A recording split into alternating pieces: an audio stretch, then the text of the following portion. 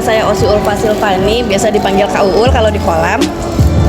Dan di sebelah saya ada Ibu Hajar Rohana ada Oma yang biasa dipanggil Oma kalau di kolam juga. di rumah di mana di kolam. Sama-sama melatih di klub pesut. Baik ya. Nah, Mungkin cukup sekian. Oke. Mungkin Selanjutnya apa lagi? selanjutnya kami langsung saja akan memulai wawancara kami melalui beberapa pertanyaan seperti dari rekan-rekan kami mungkin bisa langsung memberikan pertanyaan langsung kepada kakak maupun Oma yang bisa menjelaskan nanti. Apa yang Ini Ya, gimana, boleh mulai pertanyaan. gimana sejarahnya klubnya gitu tadi. Udah hidup itu Mas? Udah. Oke, terima kasih buat Kak Uul dan Oma. Ada beberapa pertanyaan nih yang mau kita sampaikan ke teman-teman sekali, ke kakak sendiri. Yaitu pertama, bagaimana gitu tentang sejarah berdirinya klub pesut ini? Kalau boleh jawab ya? Boleh. Iya. Kalau sejarah klub sebenarnya aku juga kurang tahu sebenarnya nih. Nah, yang karena aku mewarisi dari almarhum orang tua dan aku yang menjalankan dengan saat ini. Tapi aku jelasin dulu sebelum adanya klub pesut ini, almarhum bapakku, almarhum papa mendirikan klub juga yang namanya klub Women. Kenapa Women? Karena anaknya perempuan semua. Anaknya Oma dan Bapak, almarhum Bapak itu perempuan, jadi terbentuklah klub Women. Nah, dari sana timbullah klub-klub lain, mungkin untuk jadi kompetisi atau segala macamnya. Nah, dan Women ini bisa berdiri sendiri. Nah, diciptakanlah klub pesut. Kalau tanggal pastinya, tahun pastinya aku lupa dan aku nggak tahu, mungkin Oma juga nggak ingat, kan ada di itu nggak bawa. Mungkin Oma juga nggak ingat tahun pastinya tahun berapa. Ya pokoknya sekitar 90-an kalau nggak salah. Ya, sekitaran itu ya, Pak? Tahun 90-an kayaknya. 90-an ya. Woman dulu. Terus ya masih ada klub Women itu sampai sekarang masih ada. Cuman udah berpisah ya. Ya kan emang udah dari Women itu diciptakan lagi pesut. Kayak si almarhum papa ini emang menjalankan yang pesut sampai dengan saat ini gitu. Tapi di samping pesut ada juga di Iya, PT Semen Banyak lagi tuh. yang banyak menjadi PT Semen.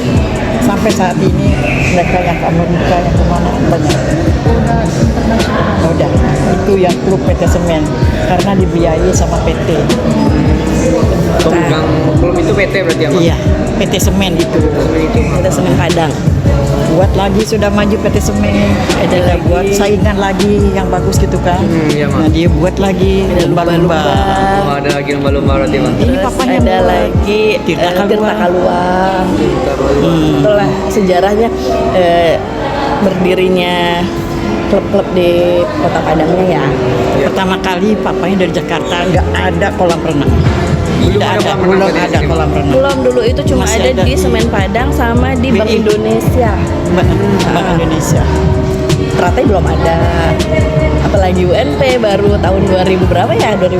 Wira Braja juga sama kak. Wira Braja baru Makanya dari itu pindah ke GOR. pindah ke Teratai. Teratai namanya. Itu yang menciptakan kolam renang, yang ada renang, itu Pak Zainul orangnya. Pak Zain. Almarhum, Almarhum. Dr. Anda Zainul Sultan Zain. Dan kebetulan memang dosen renang juga Ya, di juga Iya. di Kepel sama PO kalau nggak salah. Pokoknya terakhir itu tahun 2009. apa tuh? Enggak, pas Papa ngajar 2009 terakhir ya. Sebelum pensiun beliau. Ya. Nah, tutup usia di tahun 2019. Sebelum tutup usia itu klub pesut masih ada atlet-atletnya, Iya, Kak. prestasi. Tapi setelah beliau nggak ada, kayaknya untuk melanjutkan ke prestasi kayak sulit. Makanya aku sama Oma bilang, Oma kita ngambilnya anak-anak yang memang benar-benar dasar air, benar-benar belum ada pengalaman di air sama sekali. Mungkin ada pertanyaan yang spontan ya Mah, kayak tadi bagian Oma itu bisa anak-anak yang trauma dalam renang. Oma bisa nggak sih cerita berbagi pengalaman Oma gimana sih misalnya anak ini trauma dalam renang itu gimana Oma bisa menanganin dia supaya dia nggak trauma lagi dalam berenang gitu Mah? Kalau udah trauma, kita tidak iya, bisa memaksa. Tidak bisa dipaksa, walaupun dia di air harus pelan-pelan, pelan-pelan. Karena dia takutnya benar-benar takut. Iya, Takut, benar-benar benar-benar tenggelam. takut. Tunarungu, tunanetra, Dekatan antara macam-macam. pelatih sama muridnya, sama anak didiknya, tuh nggak bisa pemaksaan kan. Misalkan kalau orang kan Banyak. fokus, ayo celupin kepala ke air. Iya kan? Kalau di trauma, Tapi memang nggak penanganannya berbeda. Harus ajak main dulu, bikin dia nyaman dulu. Berarti memang harus butuh beberapa proses Butuh lama memang ya waktu Kak? sampai Jangan hilang. dipaksa. Mungkin Oma untuk kakak Boleh. mungkin bisa menceritakan pengalaman momen paling membanggakan gitu dalam karir sebagai pelatih. Mungkin dari Oma atau kakak boleh bisa menceritakannya. Yang buatkan. Kalau membanggakan sih kebetulan keponakan sendiri ya, Iya. atau diri sendiri boleh deh gitu. Keponakan itu dulu kan yang prestasi kan kakeknya. Iya kan? Dan emang dia semangatnya emang dari dasar diri sendiri. Dia yang bangun pagi, bangun subuh-subuh, terus pulang sekolah lari-lari, ngejar lagi untuk berenang sore, gitu kan. Atas kemauan diri Atas sendiri. kemauan diri Memang sendiri. keinginannya gitu, tanpa ada paksaan. Enggak. Tapi setelah kakeknya meninggal, otomatis gimana ya, kayak bukannya nyerah juga sih, tetap berlanjut. Iya Kak? Tapi karena dia bentur sama dia milih kuliahnya, otomatis dia bukan meninggalkan juga sih, dia meninggalkan Kota Padang, tapi tetap dia berkarya di tempat lain. Tapi udah nggak sebagai atlet lagi sekarang. Ya tapi kemarin terakhir masih turun ya. Kena itu Dia turun di Jawa Barat kemarin. Di Jawa Barat Kak? Karena dia kuliahnya kan di Jakarta. Terus ada tawaran sama orang Jawa Barat untuk turun di sana. Ya udah. Dia masih turun, masih dapat emas kemarin kalau nggak salah, masih dapat 2 emas katanya. Satu pertanyaan nih Kak, dari kan tadi kayak kakak bilang kan mulai dari terbentuknya teman sampai adanya klub tersebut. Nah, pertanyaan ini apa gitu tantangan terbesar dari awal terbentuknya klub ini sampai sekarang ini, tantangan terbesar kakak sebagai pelatih itu apa Kak? Bung Papa sih kayaknya yang punya tantangan yang terbesarnya. Kalau aku kan cuma pewaris nih yang ngejalanin nih. Kita kan di klub itu pasti ada persaingan tuh. Persaingan antar klub aja. Kok aku sama pelatih-pelatih yang lain alhamdulillah nggak ada salah, nggak ada apa sih? Saingan. Nggak ada persaingan menurut aku ya. Karena aku ngerasa kalau nggak ada persaingan pun kapan kita majunya. Jadi tapi kita nggak bisa bilang itu sebagai musuh gitu kan. Persaingan dalam klub itu harus ada.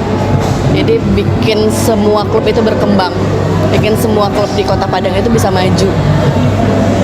Tuh. Tapi keinginannya supaya antar pelatih atau antar klub itu bersaing secara sehat gitu. Itu aja sih yang menurut aku tantangannya. Kadang-kadang masih ada yang kayak mainnya nggak fair gitu kan. Itu sih yang terberatnya. Pertanyaan terakhir lah ya Kak Oma. Boleh. Untuk bagaimana cara untuk menangani atlet yang mengalami kayak kayak atlet yang kakak ajarin kan mengalami kesulitan menguasai teknik misalnya kayak teknik renang gaya bebas, buku dan lainnya. Mungkin cara menanganinya. Kalau cara menanganinya, setiap anak itu punya karakter masing-masing dan kita nggak bisa sama ratain mereka. Ada yang bisa dikerasin, Spesialisnya baru bisa nangkep, ada yang nggak bisa dikerasin, harus pakai cara selembut mungkin baru bisa nangkep. Jadi setiap anak itu atau setiap atlet itu pasti punya keunikan masing-masing. Kalau kita pukul rata semua nggak bakal bisa. Jadi maunya setiap pelatih itu tahu karakteristik setiap atletnya itu gimana harus menghadapi atletnya, dan juga cara. Misalnya kan kita ngasih program latihan nih, nggak mungkin kita pukul sama rata semua. Dari yang dasar, middle sampai ke yang high kan nggak mungkin kita pukul sama rata. Kalau yang dasar kita kasih yang untuk high, mati nih anak ntar, ya kan? Dan terus kalau yang udah high kita kasih yang program yang dasar, udah nggak makanan dia lagi. Jadi untuk penanganannya setiap anak itu beda-beda, setiap atlet porsinya juga beda-beda. Tergantung karakter tiap anak kita. Iya, tergantung anaknya juga. Nah kadang-kadang ada tuh pelatih yang egois mungkin ya. Oh, lo harus ngikutin apa kata gue. Kalau nggak bisa, kan? Tapi pelatihnya ngelihat nggak potensi di anak itu. Oke, aku juga mikir kalau ke situ aku mau ngambil bukan spesialis yang atlet prestasi, aku kayaknya sanggup nggak ya untuk menangani anak-anak ini satu persatu. Secara aku yang ngambil di dasar aja, aku udah bingung sendiri ngadepin yang anak dengan berbagai macam jenisnya. Ada yang gampang marah, ada yang gampang ngambekan, ada yang happy terus gitu kan. Ada yang disuruh mau, ada yang disuruh nggak Itu mau, ada makanya yang manggo. kita harus baca karakteristik anak-anak itu satu persatu. Tuh. Nah kalian nanti kan bakalan jadi pengajar nih. Kalian juga harus ngenalin itu karakteristik tipe-tipe anak itu. Iya, hati-hati di kolam renang ya. Hati-hati di kolam renang. Kalau kata almarhum papa, kalau kita di kolam renang, kita megangin anak, mata kita nggak cuma dua, tapi mata kita banyak. Lebih 10. Kita nggak bisa cuma fokus untuk satu anak. Walaupun anak ini berpotensi untuk bisa. jadi juara, nggak bisa gitu. Kita harus bagi sama rata. Gitu. Jadi pas kakak lagi ngajar nih, ada nggak udah kejadian kayak udah Banyak. Banyak ya, Kak. Udah bukan atlet sih, kebanyakan orang dari luar gitu kan. Aku lihat-lihat dulu ini anak bisa menang apa enggak. Kalau dia udah menyerah kalah baru ditolongin. Kemarin itu terakhir aku bantuin orang di UNP kalau nggak salah, beberapa bulan lalu lah, antara bulan Maret setelah Lebaran April ya. Iya, Kak. Terus aku ngajarin murid aku waktu itu ada privat berenang di UNP. Dia berenang dari ujung sampai tengah sanggup. Nah pas di tengah aku udah bilangin ini orang pasti nggak nyampe. Iya, Kak. Tapi aku mau lihat dulu dia gimana. Dia nggak minta tolong, dia nggak teriak, dia diem aja. Di posisi udah tenggelam nggak? Belum, dia masih bisa berenang tapi udah kayak udah menggap-menggap udah. Kak tolongin kak. Iya aku bilang kan. Terus sampai dia bener-bener udah nyerah, baru aku lompat, baru aku tolongin. Dia pun nanya, kakak ngeliat aku dari tadi kenapa kakak nolongin aku? Dia bilang kan, aku mau lihat kamu berenang dari ujung sampai tengah kamu sanggup. Kenapa pas di tengah kamu habis napasnya lagi? Iya kak, aku nggak bisa berenang. Tapi karena lihat teman-teman aku bisa berenang, aku berusaha. Dibilang gitu. Terus keadaannya posisi murid aku baru sampai finish. Dia bilang kan ada mau tenggelam, kenapa nggak kamu yang tolongin? Aku bilang nggak kuat napas susah segala macam. Terus aku bilang kan kamu aman, kamu nggak minum air, kamu nggak kenapa kan? Nggak kak, aku cuma panik. Ternyata dia SMA masih kelas 2. Masih cowok. Oh, cowok, Kak. Oke, ada lagi yang mau ditanyain nggak? Ini teman-teman ada yang mau bertanya? Boleh, nggak usah pakai konteks itu juga nggak apa-apa, di luar konteks nggak apa-apa, aman. Di kali ini mah jika ada pertanyaan atau salah kata dari ucapan dari kami mah Kak, kami minta maaf ya Kak. Nah, mungkin itu aja. Mungkin bisa kami tutup. sesi pertanyaan kami wawancara pada Oma dan Kakak pada hari ini. Ya, terima kasih banyak ya, Ma. Sama-sama. Itu saja mungkin dari kami. Baik, sekian wawancara dari kami. Wabillahi taufiq wal hidayah. Wassalamualaikum warahmatullahi wabarakatuh. Kalau mau ke rumah boleh.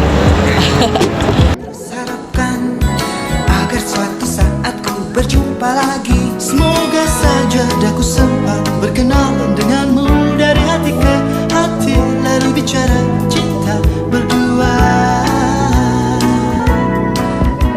Ingin ku mengejar 1000 bayangmu, namun apa daya tangan tak sampai. Memang benar apa kata pepatah, Kalau jodoh tak lari kemana, duhai kekasih. sumpah mati padamu ku jatuh hati, Oh yeah. sumpah mati padamu ku jatuh cinta. Namun sayang